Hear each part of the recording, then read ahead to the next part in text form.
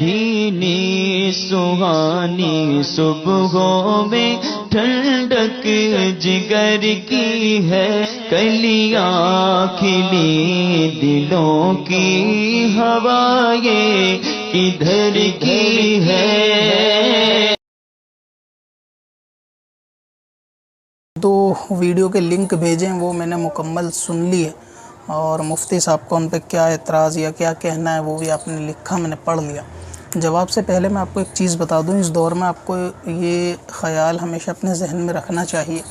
کہ اہل سنت کا کبھی بھی یہ عقیدہ نہیں رہا کہ کوئی بھی عالم جو ہے وہ بے خطا ہے یا اس سے کوئی غلطی نہیں ہو سکتی، چاہے مسئلے کو سمجھنے میں ہو یا کسی کے قول کو سمجھنے میں ہو۔ تو اگر کوئی ایسا ہے کہ بھئی مفتیان اکرام نے فلاں شخص سے جو بات تقریر میں ظاہر ہوئی اس کا انہوں نے یہ سمجھ کے یہ بیان دیا، ان کے مطابق وہ غلط ہے، تو ایسا تو نہیں ہو سکتا کہ مطلب کوئی عالم ایسا ہے کہ وہ غلطیوں سے پاک ہے کہ اس سے غلطی ہو ہی نہیں سکتی، یا وہ بات کو 100% صحیح سمجھا اپنی سوچ کے مطابق، یا اس سے سمجھنے میں خطا نہیں ہو سکتی، ایسا ہرگز نہیں ہے۔ ہم لوگ علماء کو، چاہے وہ عالم دین ہو یا مفتیان اکرام ہو، ان کو کوئی نبی یا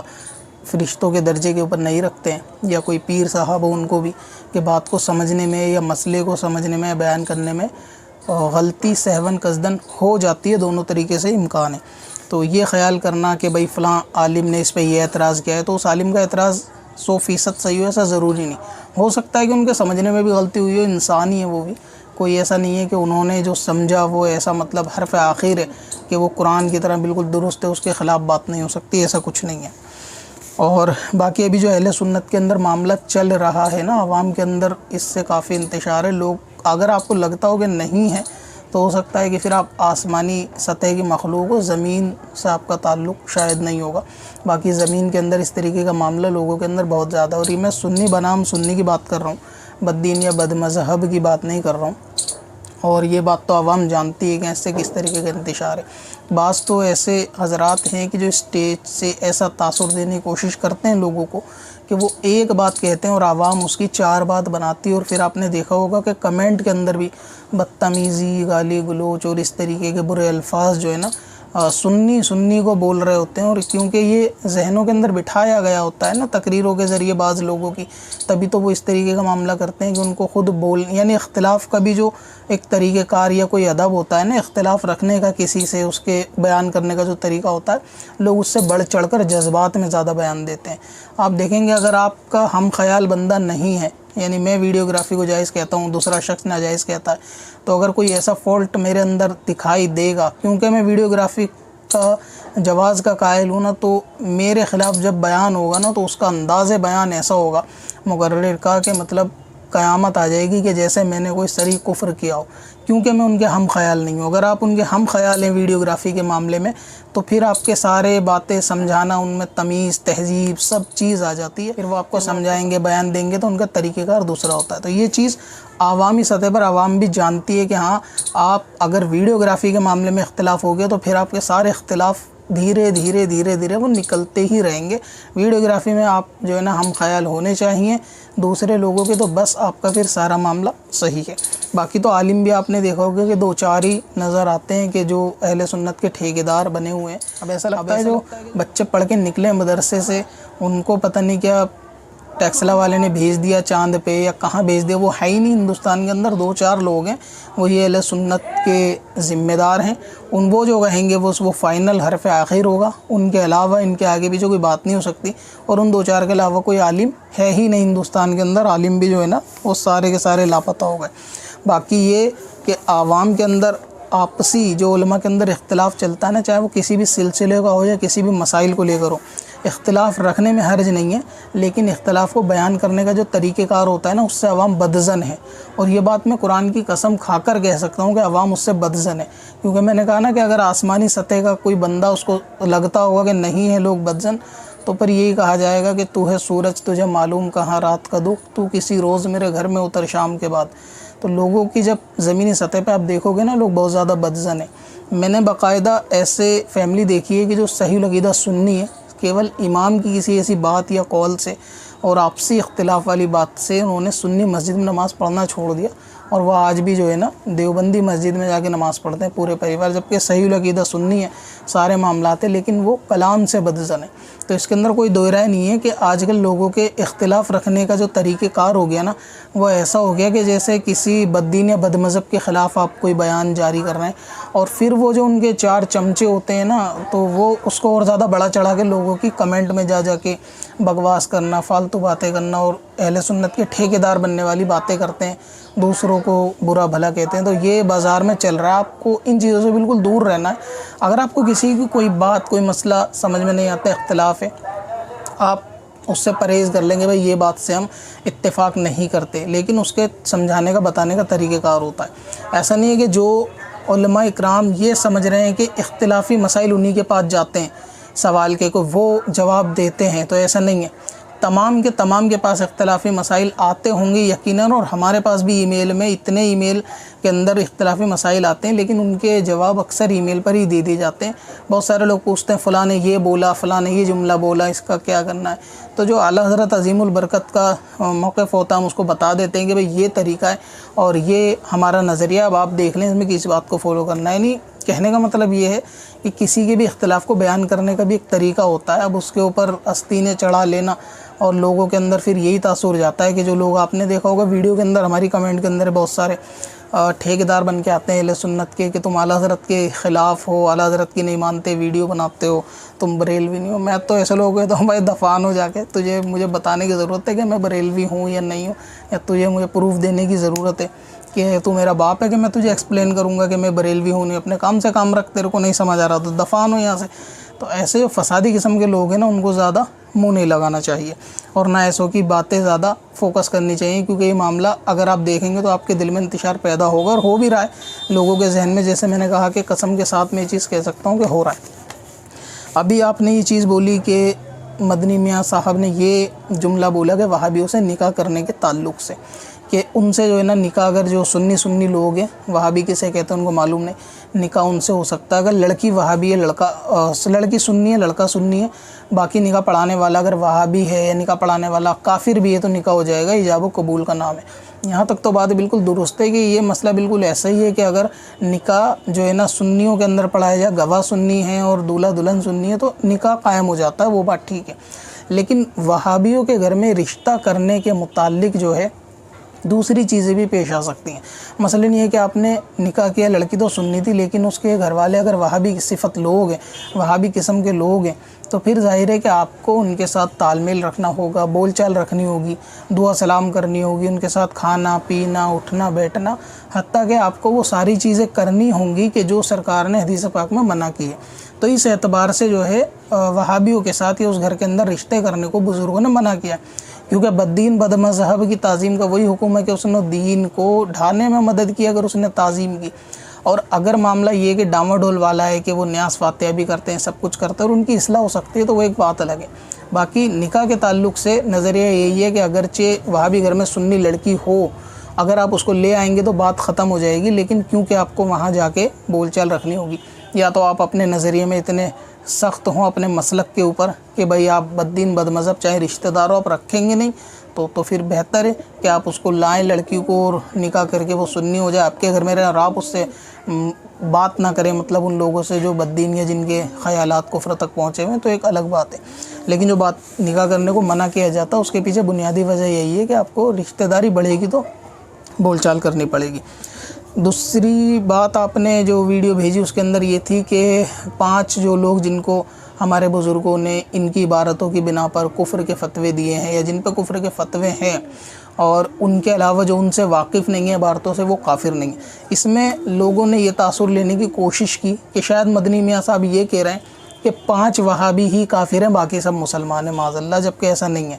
دیکھو، کوئی بھی شخص اگر کوئی ایسا جملہ کہتا ہے کہ جس کے اندر تعویل ہو سکتی ہے، تو اس میں تعویل کرنی چاہیے جب مسئلہ کفر ایمان کا ہوتا ہے۔ تو یہ میں اکیلا اپنا قاعدہ بیان نہیں کر رہا ہوں، یہ اصول علماء نے بیان کیے ہوئے ہیں کہ اس کے اندر تعویل کی جائے گی کسی مومن کے کلام میں، جب تک تعویل ممکن ہو، تعویل کرنا اس میں واجب ہے۔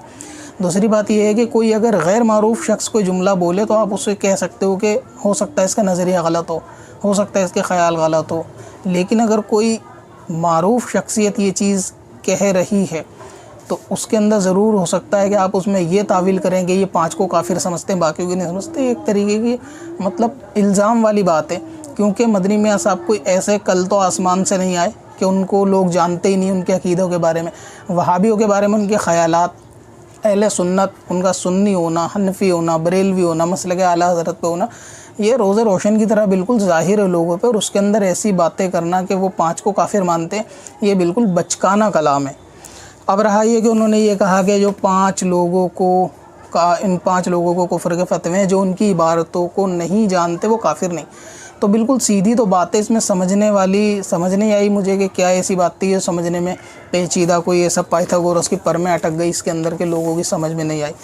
سیدھا کلام سمجھ میں آ رہا ہے کہ جو کلام ہے اس کا جو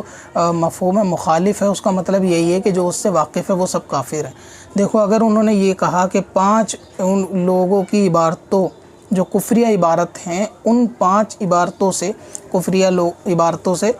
جو لوگ واقف نہیں ہیں وہ کافر نہیں ہیں، تو اس کا کیا مطلب ہے؟ اس کا مطلب ہے کہ جو واقف ہیں جانتے ہیں وہ کافر ہیں. اس کا یہی تو مطلب بن رہا ہے سیدھا. تو اس کو یہ لینے کی کیا ضرورت ہے کہ 5 کو ہی کافر کہا باقیوں کو نہیں کہا؟ اس کلام کا مطلب ہی یہ بننا ہے کہ جو واقف ہے وہ کافر ہے. مفہوم مخالف اس کا یہی بیٹھ رہا ہے کہ جو واقف ہیں ان کفری عبارتوں سے وہ کافر ہی ہیں. اور بات بھی صحیح ہے کہ جو ان کفری عبارت سے واقف نہیں، بہت سے ایسے ہوتے ہیں کہ جو بریلوی یا دیوبندی حضرات یا وہابی حضرات ہوتے ہیں کہ جو واقعی ان سے واقف نہیں ہوتے. دوسری بات کتاب پڑھنے کے تعلق سے کہ انہوں نے کہا کہ نزدیکی کتاب انہوں نے پڑھی ہے یا نہیں پڑھی. اب اس کے اندر لوگوں نے یہ کہا کہ بھائی جو کتاب پڑھے گا وہی کیا وہابی ہوگا جو کتاب پڑھے بغیر عقیدوں کو جانتا ہوگا. تو دیکھو کبھی کبھی بات جو پڑھنے کی کہتے ہیں نا تو وہاں پڑھنے سے مطلب یہ ہوتا ہے اس کو جاننا یا اس کے نظریے سے واقف ہونا. آپ نے سنا ہوگا اپنے سنی علماء بھی کبھی کبھی یہ جملہ کہتے ہیں کہ آپ نے اعلیٰ حضرت کو صحیح سے پڑھا نہیں. تو یہاں اعلیٰ حضرت کو پڑھنے سے کیا مراد ہے؟ اعلیٰ حضرت کی شکل پہ کچھ لکھا ہوا تھا کہ جو پڑھا جائے گا اس کو، مطلب یہ ہے کہ اعلیٰ حضرت کی تحریروں سے ان کے نظریات سے واقف نہیں. تو جب ہم کسی کو کہتے ہیں نا کہ آپ نے دیوبند کو پڑھا نہیں ہے تو مطلب یہ نہیں ہے کہ دیوبند کی عمارت پہ کوئی چیز لکھی ہے اس کو پڑھی جائے گی، مطلب یہ ہوتا ہے کہ آپ ان سے واقف نہیں. تو اگر انہوں نے یہ کہا کہ جو لوگ اپنا آپ کو خود کو وہابی کہہ رہے ہیں انہوں نے جو ہے وہ وہابیوں کی کتاب پڑھی نہیں، تو اس کا مطلب یہ ہوتا ہے کہ وہ ان کی کتاب سے یا عبارتوں سے یا ان کے نظریات سے واقف نہیں ہیں. اب بہت سے لوگ تو ایسے ہیں جن کو پڑھنا نہیں آتا لیکن عقیدے ان کے ایسے ہیں کہ جو کفریہ ہیں تو ظاہر ہے وہ کافر ہوں گے، اس میں تو کوئی دو رائے نہیں. اور اتنا تو آپ حسن ظن رکھ ہی سکتے ہو کہ ایسے شخص کے بارے میں کہ جس کو آپ جانتے ہو کہ ہاں وہ اس طریقے سے تو نہیں بولے گا کہ بھئی جو پڑھنا نہیں جانتا، اتنی بات تو ان کو بھی پتہ ہوگی نا. لوگ ہوشیار بن رہے ہیں کہ شاید ان کو معلوم نہیں ہے کہ جو پڑھ نہیں سکتا وہ کافر نہیں ہوگا، کہ جو بنا پڑھے کفریہ عقیدے رکھتا ہے کہ وہ کافر نہیں ہوگا، وہ بھی ہوگا. یہ بات تو وہ بھی کہہ دیں گے کہ ہاں ہوگا. اور پڑھنے سے مراد ایسا ہوتا ہے کبھی کبھی جاننا ہوتا ہے. دیکھو اعلیٰ حضرت عظیم البرکت نے ایک شعر لکھا ہے کہ فقر آقا میں رضا اور بھی ایک نظم رفیع چل لکھا لائیں ثنا خانوں میں چہرہ تیرا. تو اب ثنا خانوں کی لسٹ میں چہرہ کیسے لکھا جائے گا؟ مطلب نام لکھے جاتے ہیں نا، لیکن اعلیٰ حضرت فرماتے ہیں کہ چل لکھا لائیں ثنا خانوں میں چہرہ تیرا. تو چہرے لکھانے سے مراد بھی نام لکھانا ہوتا ہے. اور یہ اردو کے اندر محاورے ہوتے ہیں کہ کبھی ہم کہتے ہیں کہ تم نے فلاں کو پڑھا نہیں ہے تو فلاں کو پڑھنے سے مراد اس کو جاننے سے ہوتا ہے، اس کے نظریے کو جاننے سے ہوتا ہے. ابھی کل ہی غالباً ظہر کی نماز کے بعد 2 لوگ سے میری ملاقات ہوئی، تھوڑے دیوبندی ٹائپ کے لوگ. تو انہوں نے سیدھا سوال یہ پوچھا کہ یہ بریلوی دیوبندی میں فرق کیا ہے؟ مطلب آپ لوگوں نے کل کچھ دن پہلے میلاد کری، یہ سب کرا، یہ سب تو کہیں لکھا ہے، ان میں فرق کیا ہے دیوبندی اور بریلوی میں بنیادی؟ تو میں نے ان سے یہ بولا کہ آپ نے جو آپ کہتے ہو کہ دیوبندی بریلوی میں کیا فرق ہے، کبھی آپ نے دیوبند کو پڑھنے کی کوشش کی؟ تو انہوں نے کہا نہیں ہم کو پڑھنا تو نہیں آتا، ہم نے نہیں پڑھا. تو یہ کہنا کہ دیوبند کو پڑھنے کی کوشش کی سے کیا مراد ہے؟ مطلب ان کے نظریے کو جاننے کی کوشش کی یا جو ان کی کتابوں میں کفریہ ہے ان کو جاننے کی کوشش کی. تو پڑھنے سے مراد یہ نہیں کہ عمارت پہ کوئی عبارت لکھی ہوگی کہ اس کو پڑھا جائے گا، یا ہم کہتے ہیں کہ آپ نے غوث پاک کو پڑھا نہیں یا غریب نواز کو پڑھا نہیں تو مطلب ان کی سیرت کو نہیں پڑھا، ان کے نظریے کو نہیں پڑھا. اس سے مراد یہ ہوتا ہے. پرسنالٹی پہ کوئی چیز تحریر نہیں ہوتی ہے. تو اتنی سمجھ تو میرے خیال سے بچے کو بھی آتی ہوگی کہ ہاں جب کسی کو پڑھنے کی بات کہتے ہیں تو کیا ہے. تو جب انہوں نے کہا کہ بھئی وہابیوں کو ان کی کتابوں کو لوگ پڑھا نہیں تو مطلب ان کی کتابوں سے لوگ واقف نہیں ہیں، بھلے نہ پڑھنا آتا ہو لیکن واقف ہو جائیں گے، کافر ہو جائیں گے. یہ بات ان کو بھی پتہ ہے. جو لوگ یہ سمجھ رہے ہیں کہ نہیں پتہ اور اس پہ اعتراضی بیان دینے کی کوشش کر رہے ہیں تو اپنے خیال میں قابل بننے کی کوشش کر رہے ہیں، تو ان کو بھی یہ چیز معلوم ہے. تو باقی رہا یہ کہ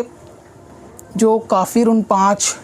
لوگ جن کے بارے میں بیان کیا گیا کہ بھئی جن کی عبارتیں کفریاں ہیں، جو لوگ ان سے واقف ہیں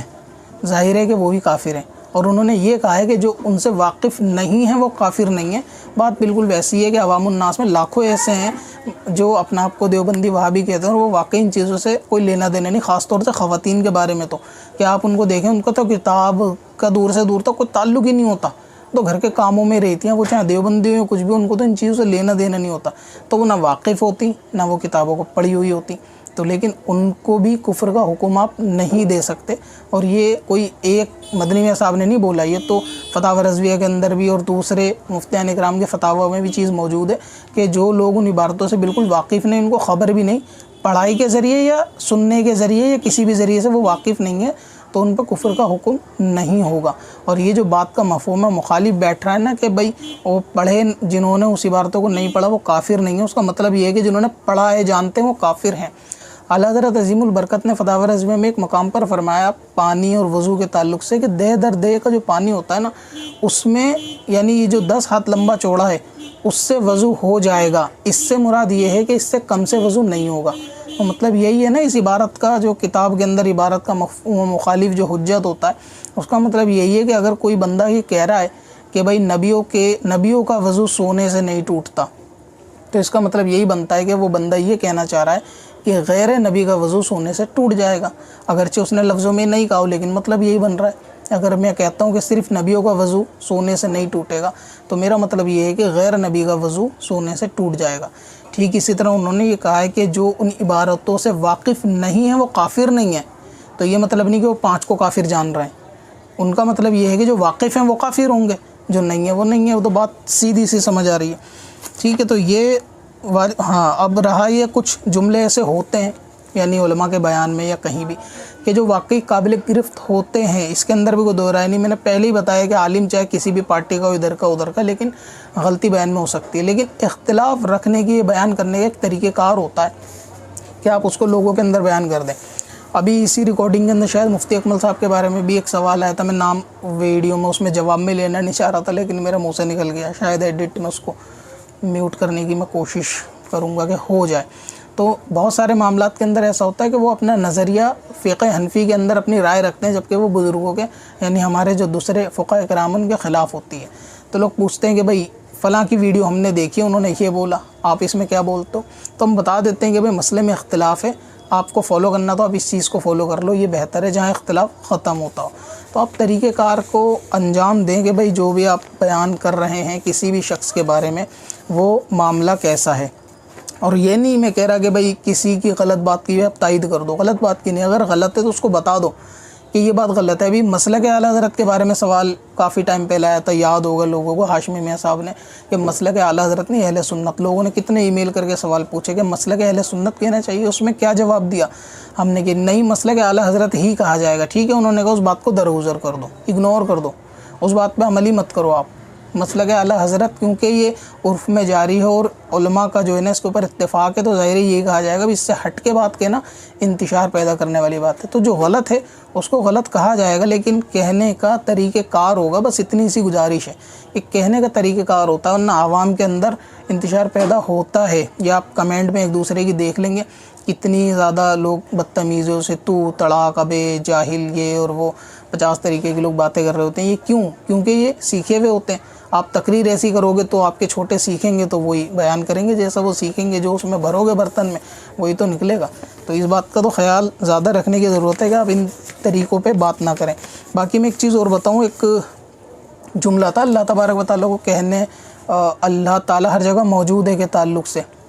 مدنی میاں صاحب کے ایک بیان کے اندر ایک ویڈیو آئی تھی جس کے اندر یہ میں نے کہا تھا کہ اگر یہ اللہ تعالیٰ کو یہ کہنا کہ اللہ ہر جگہ موجود ہے، یہ جملہ کفریہ ہے، اور علماء نے اس کو سختی سے منع کیا ہے کہ ایسا جملہ نہ کہا جائے کہ اللہ ہر جگہ موجود ہے۔ تو اس پہ لوگوں نے مدنی میاں صاحب کی وہ کلپ بھیجی جس میں انہوں نے یہ کہا تھا کہ اللہ ہر جگہ موجود ہے، اس جگہ بھی اس جگہ بھی۔ تو لوگ کہہ رہے تھے کہ بھائی دیکھو انہوں نے کہا ہے تم منع کرتے ہو، دیکھو انہوں نے کہا، تو اس کے چاہتے تو ہم بھی اس کے اندر ویڈیو بنا سکتے تھے لیکن ضرورت محسوس نہیں ہوئی۔ ہم نے رپلائی میں ای میل میں لوگوں کو یہ بولا کہ یہ جو جملہ ہے وہ غلط ہے، چاہے وہ بڑے نے کہا ہو یہ چھوڑا، جملہ غلط ہے، لیکن پھر بھی ہم نے کوئی ایسی خلاف شان ان کے بات نہیں کی۔